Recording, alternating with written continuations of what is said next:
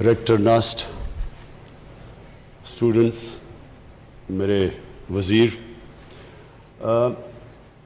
میں سب سے پہلے تو اپنی خوشی کا اظہار کرنا چاہتا ہوں کہ میرے دسمبر میں آنے سے اور اب تک ایک کم از کم ناسٹ نے وہ چیز پروڈیوس کی جو بڑی بنیادی چیز ہے دنیا میں سب سے زیادہ، اور پاکستان میں بھی جو لوگ مرتے ہیں وہ ہارٹ ڈیزیز سے مرتے ہیں، اور انفارچونیٹلی وہ بڑا مہنگا علاج ہے۔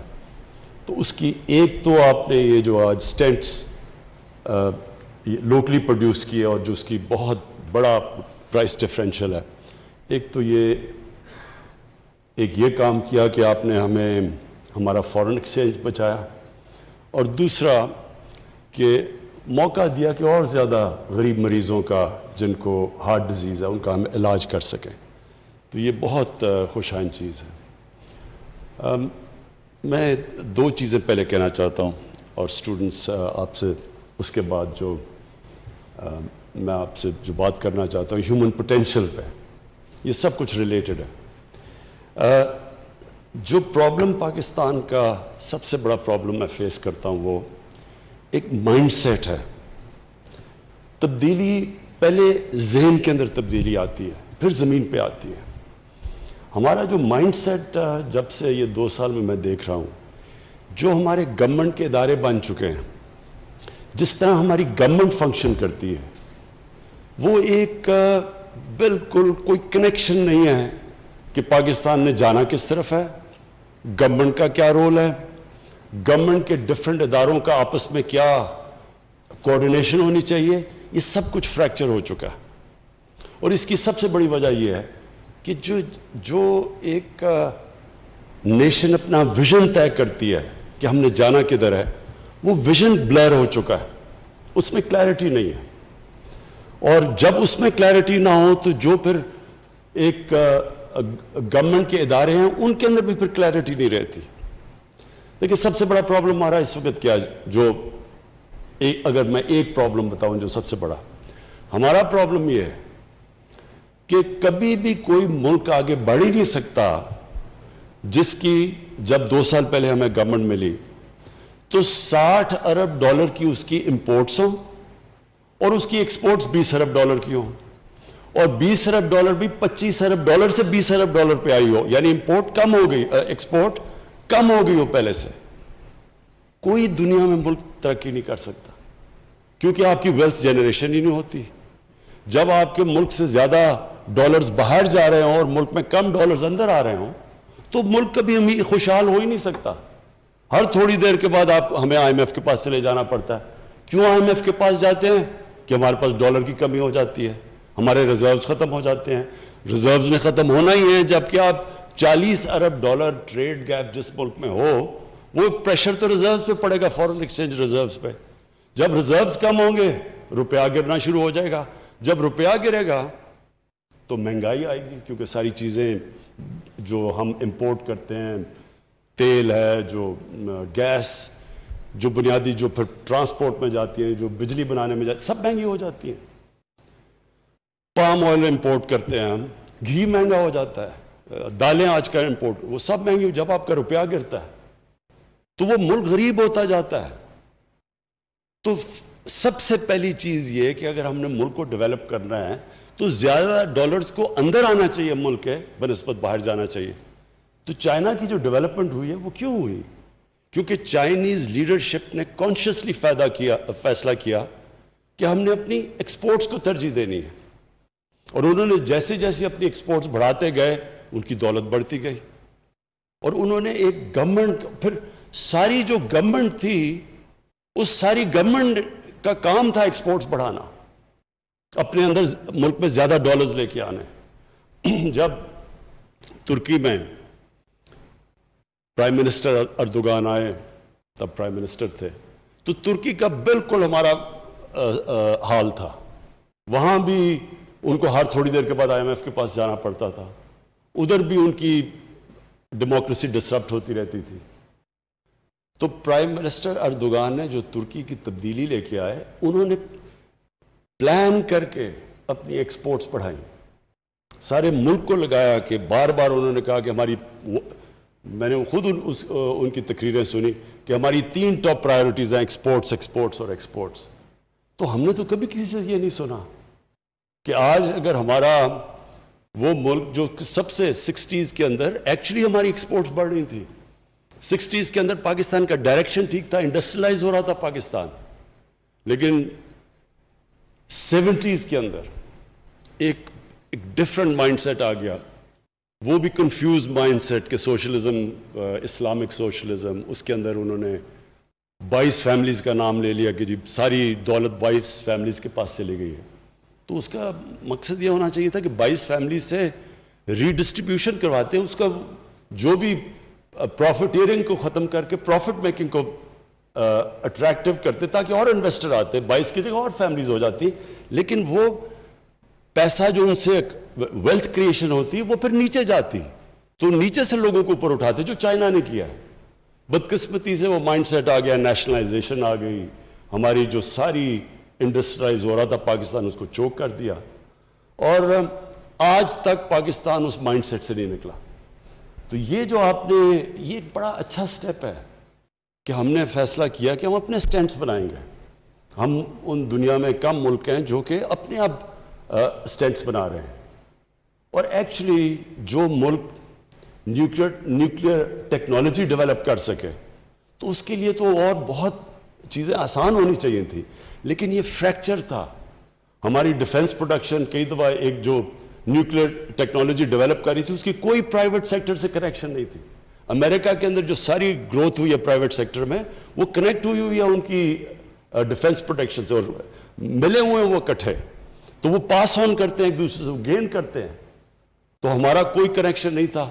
پھر دوسرا کہ جو انڈسٹری کی اور جو ایکیڈیمیا کی جو لنکیجز تھی وہ بھی نہیں تھی, کیونکہ ساری دنیا میں یہ کنیکٹڈ ہوتے ہیں.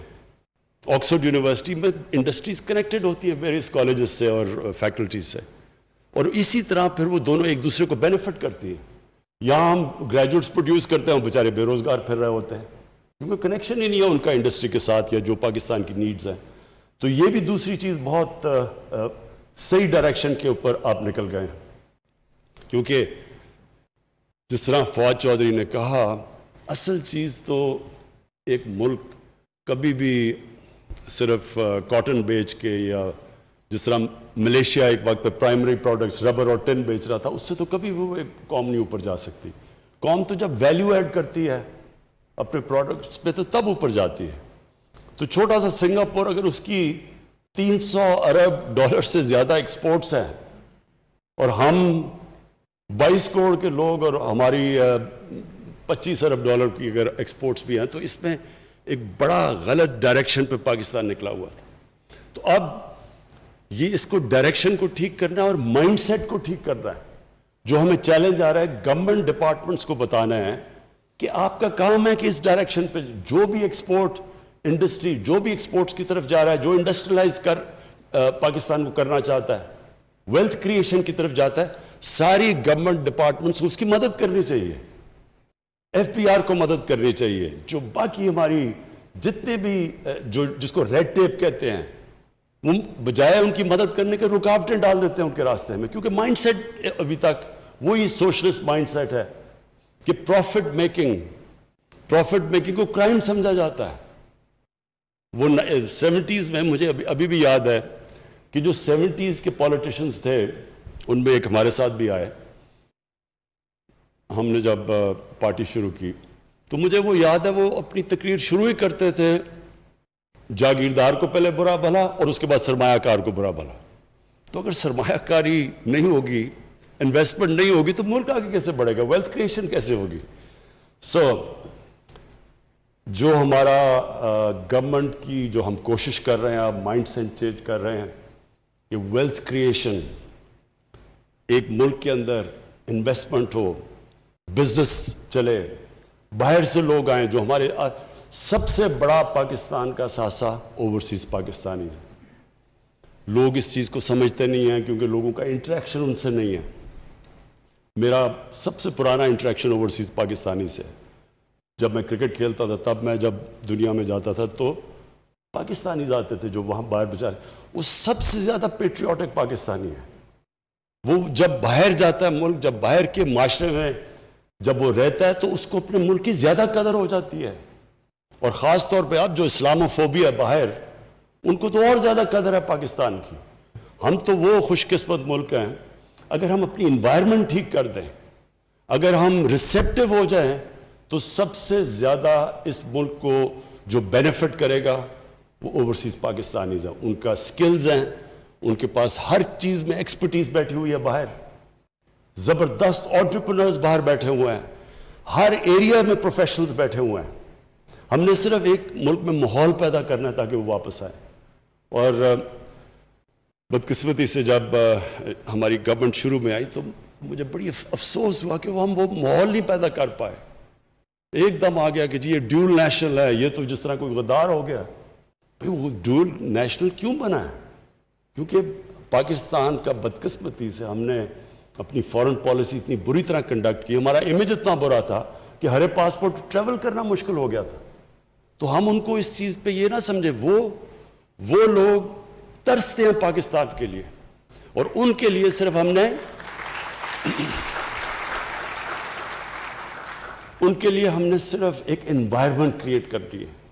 اور جو ان کے پاس کیپٹل ہے، جو انویسٹمنٹ ہے، کسی کو یہاں اندازہ نہیں ہے کہ جس طرح کی وہ انویسٹمنٹ کر سکتے ہیں اس ملک کے اندر.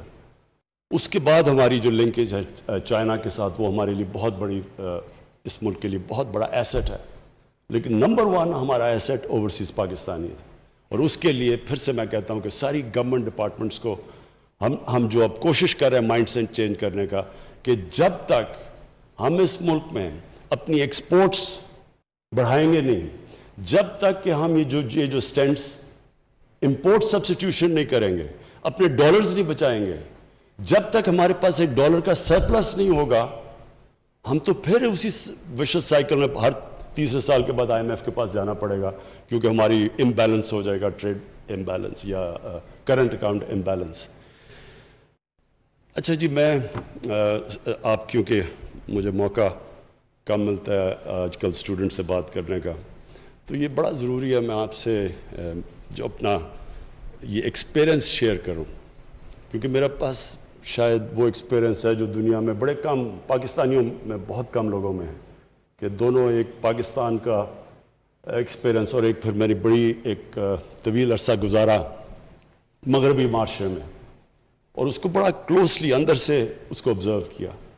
اور پھر میری ایکسپیرئنس اسپورٹس مین کا علیحدہ، پھر ایک پورا ایک ادارہ بنانا، اسکریچ سے کھڑا کرنا پورا ہاسپٹل، اور اس کے لیے جو فنڈ ریزنگ، اور وہ ایک اور ایکسپیرئنس تھا. اور پھر تیسرا پالیٹکس میں ایکسپیرئنس، جو کہ سب سے یونیک ایکسپیرئنس تھا، کہ ایک اپنی پارٹی بنا کے اور یہاں پہنچنا. تو جو میں آپ کو اپنے ایکسپیرئنس سے جو سب سے امپورٹنٹ چیز آپ کے لیے جو میں آپ کو ایک لیسن دینا چاہتا ہوں، جو آپ کے لیے بڑا کام آئے گا، وہ سب سے امپورٹنٹ چیز یہ ہے کہ انسانوں کو اللہ نے جب اشرف المخلوقات بنایا تو ایک چیز سمجھ جائیں کہ انسان کے پاس وہ پوٹینشل ہے جو کسی اور اللہ کی مخلوق کے پاس نہیں ہے. جب اللہ نے فرشتوں کو کہا کہ انسان کے سامنے جھکو، تو وہ بڑا ریلیونٹ آپ کے لیے سمجھنا ہے کہ اللہ نے جب شیطان نے نہیں جھکا تو اللہ نے تب کہا کہ میں نے ان کو وہ پاور دی ہے جو تمہیں بھی نہیں دی، جو وہ نالج دی ہے. نالج پاور ہوتی ہے. تو یہ پرابلم ہمارا یہ ہوتا ہے کہ ہم اپنے پوٹینشل کو پہچانتے نہیں ہیں، ہم اپنے آپ کو انڈر سیل کرتے ہیں، ہم اپنی جو ویژن ہے جو زندگی کی اس کو اتنی محدود کر لیتے ہیں کہ اپنا ہی پوٹینشل کو کیپ کر دیتے ہیں، ہم اپنے اوپر لمیٹیشنز لگا دیتے ہیں. اور ہم اللہ کی وجہ، جس طرح مولانا رومی نے ایک دفعہ کہا کہ جب اللہ نے آپ کو پر دیے ہیں کیوں چونٹیوں کی طرح زمین پہ رینگ رہے ہو. اللہ نے آپ کو وہ پوٹینشل دیا ہے جو شاید ہی کوئی انسان اپنی زندگی میں کوئی 5-10% پہ پہنچتا ہے. تو امپورٹنٹ چیز یہ ہے کہ یہ آپ نے پوٹینشل کو کیسے ریئلائز کرنا ہے. کیسے آپ نے اپنے پورے جو اللہ نے آپ کو صلاحیتیں دی ان پہ کیسے پہنچنا ہے. تو اس کے جو نمبر 1 ریکوائرمنٹ ہوتی ہے کہ آپ کی ویژن کیا ہے زندگی کی, آپ کیا بننا چاہتے ہیں. اور یہی پھر ایونچولی ملک پہ بھی ٹرانسلیٹ ہوتی ہے کہ ملک کیا بننا چاہتا ہے. کیا وہ کسی نے کہا جی ایشین ٹائیگر بننا چاہتے ہیں. ایشین ٹائیگر تو کوئی ایک ویژن نہیں ہونی چاہیے ملک کی. تو ڈیفائن کریں پہلے کہ آپ ایک انسان کیا بننا چاہتا ہے, اور جب آپ یہ فیصلہ کرتے ہیں کہ آپ کیا بننا چاہتے ہیں, وہ ڈیفائن کرے گا کہ آپ کا پوٹینشیل کیا ہے. مثلا میں جب کرکٹ کھیلتا تھا تو میرے سے بڑے زیادہ ٹیلنٹڈ لڑکے تھے, لیکن وہ جب ٹیسٹ ٹیم میں آتے تھے تو وہ سمجھتے تھے کہ بس انہوں نے زندگی میں اچیو کرنا تھا وہ کر لیا, وہ ادھر ہی رک جاتے تھے. کئی کھلاڑی جو بہت زبردست کھلاڑی تھے, جیسے انہوں نے کرکٹ چھوڑی, کرکٹ میں بڑی چیزیں سیکھتا ہے. دیکھیں آپ مقابلہ سیکھتے ہیں, سپورٹس میں سیکھتے کیا ہے, سپورٹس میں سٹرگل کرنا سیکھتے ہیں. کوئی بھی اوپر نہیں پہنچ سکتا جب تک ایک بڑے پروسیس سے نہ گزرا ہو, محنت نہ کی ہو اس نے. تو جب آپ اوپر پہنچ جاتے ہیں اور آپ ریٹائر ہو گئے, اب جب ریٹائر ہوتا ہے انسان تو کیا اس کا مطلب بس وہ ساری زندگی اب کرکٹ کی باتیں کرتا رہے, تو اس کا وہی پوٹینشیل ختم ہو گیا. لیکن اگر اس نے سیکھ لیا سٹرگل کرنا, تو میری کنٹینشن ہے وہ کسی بھی پروفیشن میں کوئی بھی کام کرنا چاہے وہ کر سکتا ہے, کیونکہ وہ بیسکلی اس کو ایک چیز سمجھ آ گئی کہ زندگی میں اوپر جاتا ہے کیسے انسان. اور اس لیے ہر چیز کے اندر آپ خود ڈیفائن کر سکتے ہیں کہ میں کیا بننا چاہتا ہوں. اس لیے ایک چیز یاد رکھنا کہ انسان کا جو پوٹینشیل ہے وہ لمٹ لیس ہے. آپ جو چاہتے ہیں بن سکتے ہیں, اور اپنی سوچ چھوٹی نہ رکھیں. جو سب سے چھوٹی سوچ ہوتی ہے, جو ویژن ہوتی ہے, وہ پیسہ بنانا ہے. میں اپنی زندگی میں بڑے قابل, اپنی یونیورسٹی میں بھی ملا, ایچ ایس این میں بھی بڑے قابل لڑکے تھے, لیکن وہ کیوں زیادہ اوپر نہیں گئے؟ مطمئن ہو گئے مٹیریل کمفرٹ سے. جو مٹیریلزم جس کی صرف ویژن یہ اس پہ رک جاتی ہے کہ میں نے پیسہ بنانا ہے, میں نے کمفرٹ کرنا ہے, یہ بڑی چھوٹی ویژن ہوتی ہے. جو میرا نچوڑ ہے زندگی کا وہ یہ کہ ساری زندگی کا فلسفہ نماز کے اندر اس چیز پہ آ جاتا ہے جو آپ اللہ سے مانگتے ہیں کہ اللہ مجھے ان کے راستے پہ لگا جن کو تو نے نعمتیں بخشیں, ان کے نہیں جو غلط راستے اپنی تباہی کے راستے پہ چلے گئے. یہ جو اللہ کہتا ہے نا 5 وقت نماز پڑھو, یہ بھی بائی دا وے میں نے بڑی لیٹ اپنی زندگی میں اس چیز کو سمجھا. یہ ہے زندگی کا آپ کا فلسفہ, کیونکہ جب آپ اس کے اوپر غور کریں گے تو کس کو اللہ نے نعمتیں بخشی؟ اپنے پیغمبروں کو, سب سے زیادہ جو ان کے حبیب تھے نبی صلی اللہ علیہ وسلم, ان کو نعمتیں بخشی. تو کیا ان کی زندگی آسان تھی, کمفرٹیبل زندگی تھی؟ بڑی مشکل زندگی تھی. جیسے ہی اللہ نے ان کو کہا کہ پیغام دو دنیا میں جا کے, تو جیسے ہی وہ اللہ کے پیغمبر بنے ان کی زندگی تو مشکل ہوتی گئی. تو کیا ہم وہ مشکل زندگی مانگ رہے ہیں؟ وہ ہے. اور اس کے اندر جو دوسری چیز اب آتی ہے کہ ہم سب کیا چاہتے ہیں زندگی میں؟ خوشی چاہتے ہیں نا. ہم جو بھی چیز ہم سمجھتے ہیں پیسہ بنائیں گے تو ہمیں خوشی مل جائے گی, ہم سمجھتے ہیں کہ شادی ہوگی, بچے ہوں گے, خوشی مل جائے گی, ہم خوشی ڈھونڈ رہے ہوتے ہیں نا. تو یہ کیوں اللہ نے کہا ہے کہ ہم صرف ایک چیز مانگے نماز میں, ان کے راستے پہ لگاؤ جن کو تو نے نعمتیں بخشی. تو ان سارے پیغمبروں کے بڑے مشکل راستے تھے, اور سب سے بڑے جو اللہ نے سب سے زیادہ جو اللہ کے سب سے قریب تھے انسان, ان کی تو آپ زندگی پڑھ لیں. جو 23 سال تھے نبوت کے بعد, وہ بڑے مشکل تھے ان کے لیے. لیکن اس سے کیا چیز اور سامنے آتی ہے کہ ہم جو خوشی ڈھونڈتے ہیں, ہم ڈھونڈتے ہیں جسمانی خوشیوں کے اوپر, پیسے سے اور جو بھی نشے سے. یہ ساری عارضی پلیجر سیکنگ کو ہم کنفیوز کر دیتے ہیں خوشی سے. خوشی آتی ہے جب آپ کی روح خوش ہوتی ہے. روح آپ کی تب خوش ہوتی ہے, روح کنیکٹڈ ہے اللہ کے ساتھ. اس لیے روح آپ کی تب خوش ہوتی ہے جب اس راستے پہ چلیں جن کو اللہ نے نعمتیں بخشی. یہ ایکچولی میری ساری زندگی کا یہ تجربہ یہ ہے کہ ہم ڈھونڈتے ہیں خوشی غلط جگہ.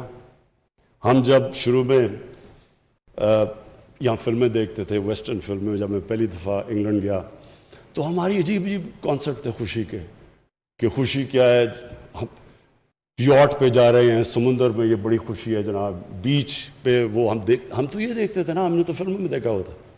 تو جب ہم بیچ پہ پہنچے کرکٹ کی وجہ سے تو ہم نے دیکھا ہم پاگل ہو گئے. گرمی کے اندر ہم لیٹے ہوئے ہیں، ہم یہاں 6 مہینے گرمی سے بچتے ہیں، ادھر ہم گرمی میں لیٹے ہوئے ہیں کہ جناب، کیونکہ ہم نے سنا تھا یہی ہے خوشی کا طریقہ. یا پھر وہ کشتی پہ جاؤ جی، یاٹ کے اوپر ہالیڈیز، وہ بھی جب گئے مجھے تو سی سکنس ہوگی دوسرے دن. تو ہم خوشی جو سمجھتے ہیں کہ جدھر خوشی ہے ادھر نہیں ہے. خوشی آپ کو ملتی ہے جب آپ کی روح خوش ہوتی ہے. اور روح خوش میری کب ہوئی؟ کیونکہ مجھے تو کرکٹ میں سب سے زیادہ اپنے جب میں کھیلتا تھا اللہ نے مجھے وہ کامیابی دی اور وہ ہائٹس دی جو اس وقت تو کسی کو نہیں ملی تھی. لیکن جب شوکت خانم کینسر ہاسپٹل کا دروازہ کھلا پہلے دن، میں آپ کو بیان نہیں کر سکتا کہ جو مجھے خوشی تب ملی.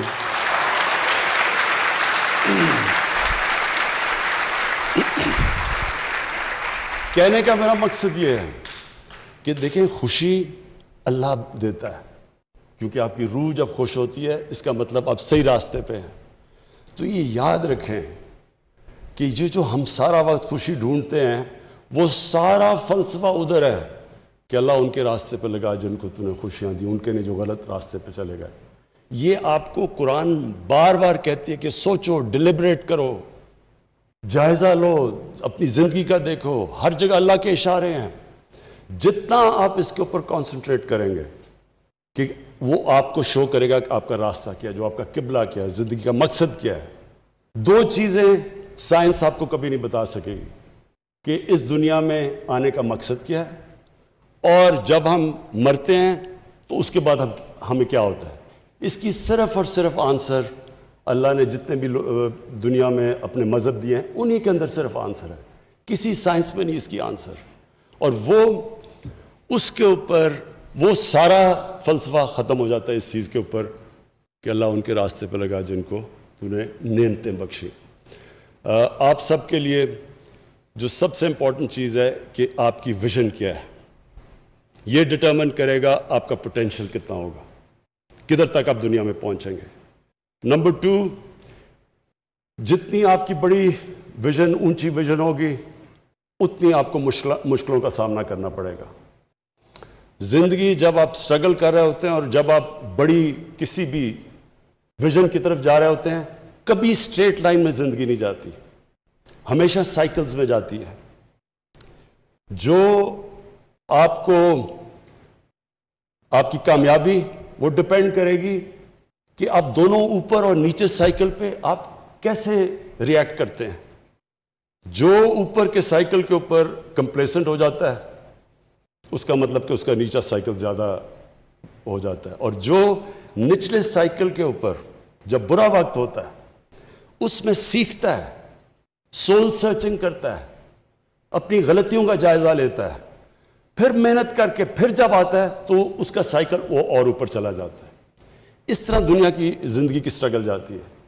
جو نچلے سائیکل کے اوپر ڈیمورلائز ہو جاتا ہے، بڑے بڑے بزنسز میں نے اپنی زندگی میں دیکھے، جب ان کو لاس ہوا، جب بزنس میں پرابلمز آئے تو انہوں نے شارٹ کٹ لے لی، انہوں نے فراڈ کر دیا بچنے کے لیے. تو جب آپ نچلے سائیکل کے اوپر ڈیمورلائز ہو جاتے ہیں، آپ کوئی فراڈ کرتے ہیں، وہ آپ کی زندگی کا پوٹینشیل ختم ہو جاتا ہے. اس کا مطلب کہ آپ اوپر نہیں واپس آ سکتے. تو جو نچلے سائیکل کے اوپر جب مشکل وقت ہوتا ہے اس میں صبر کرتا ہے. اللہ قرآن میں کہتا ہے کہ میں تمہیں بار بار آزماؤں گا. اللہ کی آزمائش بار بار آتی ہے. نبی صلی اللہ علیہ وسلم کے اوپر کتنی آزمائشیں آئیں، تو کبھی کسی نے آپ ان کی کتنی بھی لائف ہسٹری پڑھیں، کبھی کسی نے ان کو ڈیمورلائز دیکھا، کبھی کسی نے ان کو دیکھا کہ وہ ڈپریس ہو گئے. وہ ہر آزمائش کو لیتے تھے اللہ کی طرف سے، اور پھر جو مقام اللہ نے ان کو دیا تو کسی نے بھی، آپ چاہے اسلام کے آپ مسلمان ہیں یا نہیں، دنیا کی تاریخ میں کسی انسان کو وہ مقام ملا نہیں، نہ مل سکتا ہے جو نبی صلی اللہ علیہ وسلم کو ملا. اور اس کی وجہ ہے، اور اسی لیے قرآن کے اندر ہمیں کہا گیا کہ ان کی زندگی سے سیکھو، ان کی سنت پہ چلو. یہ بھی بڑا امپورٹنٹ ہے آپ کے لیے سمجھنا. میں نے کئی دفعہ لوگوں سے بات کرتا ہوں اس چیز کی، تو لوگ مجھے کہتے ہیں کہ جی وہ تو اللہ کے پیغمبر تھے، تو ہم ان کی زندگی کیسے ہم ان کو کیسے فالو کر سکتے ہیں؟ قرآن نے اس لیے ہمیں کہا ہے، اللہ کو نہیں پتا وہ ان کے پیغمبر تھے، لیکن اللہ نے ہمیں کہا ہے کہ ان کی زندگی پہ چلو، ان کی زندگی سے سیکھو، ان کی سنت پہ چلو. مطلب اس کا یہ ہے کہ اگر آپ نے اوپر جانا ہے تو ان کی زندگی سے سیکھو، کیونکہ وہ ایک رول ماڈل ہے، ان کو اپنا رول ماڈل بناؤ. ہم ان کو صرف یعنی جو نیگیٹو سائیڈ ہے سیکولرزم کی، ہم یہ کیا کر دیتے ہیں کہ اس کو دین کے اندر ساری نبی صلی اللہ علیہ وسلم کی زندگی اور قرآن کو دین کی طرف کر دیتے ہیں، اپنی زندگی کو علیحدہ کر دیتے ہیں. یہ ہمارا سب سے بڑا پرابلم ہے. وہ ہماری ڈیلی زندگی کے اندر لیسنز آتے ہیں. جتنی آپ ان کی زندگی اسٹڈی کریں گے، آپ کو ہر وقت زندگی کے اندر وہ ڈائلیماز ہوں گے. 5 وقت کی نماز کیوں ہے؟ کیونکہ دن میں، مجھے کئی دفعہ دن میں کتنی دفعہ ہوتا ہے کہ 2 راستے آ جاتے ہیں، اس راستے پہ جانا ہے یا اس راستے پہ جانا ہے. کئی دفعہ آپ کو یہ پرابلم، آپ کو ہر وقت جتنی آپ سٹرگل کرتے رہیں گے، آپ کے سامنے 2 راستے آ جائیں گے. اور وہی ہوتا ہے آپ کی کامیابی یا آپ کی فیلئر کے راستے. وہی ہے کہ ان کے راستے جن کو نعمتیں بخشی، یا وہ راستے پہ چلے جاؤ جو آپ کی تباہی کا راستہ ہے. اور پھر ایک قرآن کی آیت ہے کہ کئی چیزوں کو جو آپ اچھا سمجھتے ہیں وہ آپ کے لیے بری ہیں، اور جن کو آپ برا سمجھتے ہیں آپ کے لیے اچھی ہیں. اس پہ بھی جب آپ غور کریں گے تو آپ سمجھیں گے کہ ہمارے سامنے ہمیشہ ٹیمپٹیشن ہوتی ہے آسان راستہ لے لو. کئی دفعہ ٹیمپٹیشن آتی ہے کہ کون سٹرگل کرے سارا وقت، صبح اٹھو وہ سارے ڈاکو کٹھے ہو کے کبھی کچھ کریں کبھی کریں. آسان راستہ لے لو، کمپرومائز کر دو، ان کو معاف کر دو، ان کو NRO دے دو. آسان راستہ ہے، زندگی آسان ہو جائے گی، چپ کر کے آرام سے ہم بھی پارلیمنٹ میں تقریریں کریں گے، 3 سال گزر جائیں گے. لیکن یہ تباہی کا راستہ ہے. یہ یاد رکھیں کہ جو آپ کی بہتری کا راستہ ہے وہ ہمیشہ آسان نہیں ہوتا. اس میں بڑے فیصلے کرنے پڑتے ہیں، مشکل فیصلے کرنے پڑتے ہیں، اور وہی مشکل فیصلے آپ کو اوپر لے کے جاتے ہیں. تو آپ کو اللہ نے بڑی زبردست اپرچونٹی دی ہے. نسٹ کی جو بھی ریکٹر صاحب آپ نے باتیں کی، مجھے بڑی خوشی ہوتی ہے کہ ہماری ایک یونیورسٹی کوالٹی کی یونیورسٹی بن رہی ہے، اور اتنے تھوڑے ٹائم میں، کیونکہ 29 سال 30 سال تو کوئی زندگی نہیں ہے ایک یونیورسٹی کی. اس کے اندر ایک ماشاءاللہ آپ کی سٹینڈرڈز آ رہی ہیں، آپ نئی چیزیں کر رہے ہیں، آپ ہوپ دے رہے ہیں ملک کو. آپ کو دیکھتے دیکھتے اب اور بھی یونیورسٹیز کوشش کریں گی، ان کی بھی لنکیجز انشاءاللہ ہم کریں گے انڈسٹری کے ساتھ، تاکہ وہ بھی محنت کریں اور وہ بھی اپنے ڈیولپ کریں، نئی چیزیں کریں. تو آپ ایک راستہ بھی دے رہے ہیں باقی ایکیڈیمک انسٹیٹیوشنز کو، اور مجھے یہ بڑی خوشی ہے. مجھے یہ بڑی خوشی ہے کہ یہ آپ یہ ٹریل بلیز کر رہے ہیں باقی ایکیڈیمک انسٹیٹیوشنز کے لیے.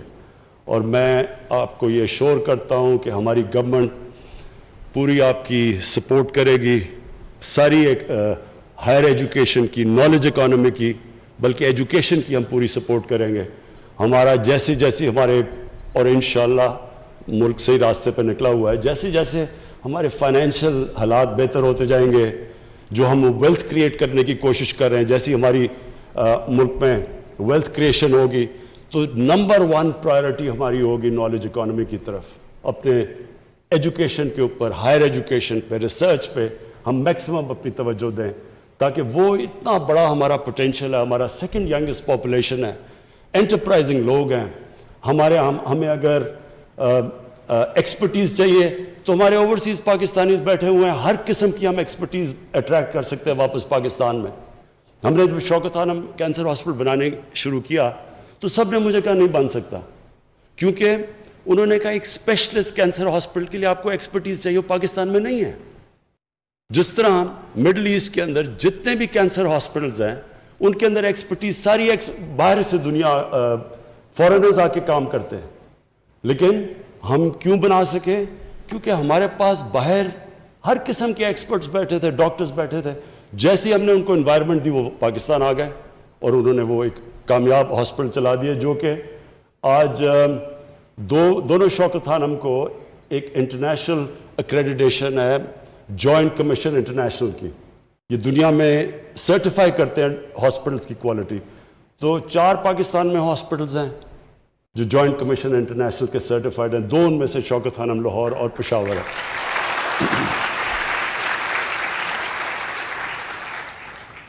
میں پھر سے جی آپ کو مبارک بھی دیتا ہوں، اور آخر میں میرا لاسٹ ورڈ آپ سب کے لیے، اپنے اسٹوڈنٹس کے لیے یہ ہے کہ دیکھیں، جب میں کرکٹ کھیلنے گیا پہلی دفعہ انگلینڈ، 18 سال کا تھا میں، تو ہمارے سینئر پلیئرز نے ہمیں کہا کہ، اور ان دنوں میں تو نئی نئی آزادی ملی تھی نا، تب تو بڑا انفلوئنس تھا کلونیلزم کا، تو انہوں نے کہا کہ دیکھو انگریز سے تو جیتنا کا سوال ہی نہیں پیدا ہوتا، ہم اگر عزت سے ہار کے آگے تو بہت بڑی کامیابی ہوگی.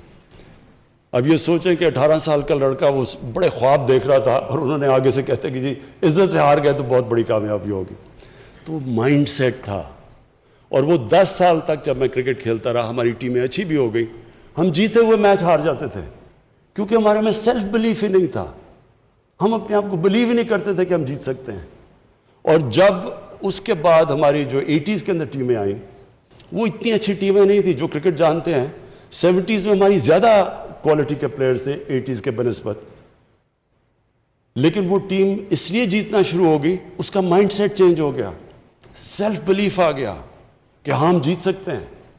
اسی طرح پاکستان میں ہمیں ایک سیلف بلیف چاہیے کہ ہم سب کچھ پروڈیوس کر سکتے ہیں، ہمارے میں ابیلٹی ہے، ٹیلنٹ ہے، سب کچھ ہے، لیکن سیلف بلیف نہیں ہے.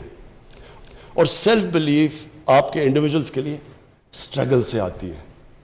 جب آپ ایک نچلے سائیکل سے پھر اوپر اٹھتے ہیں، آپ کے اندر کانفیڈنس آ جاتا ہے کہ میں مقابلہ کر سکتا ہوں مشکل وقت کا. جیسے جیسے آپ یہ سائیکل سے اوپر جاتے جاتے ہیں، آپ میں ایونچولی سیلف بلیف آ جاتی ہے.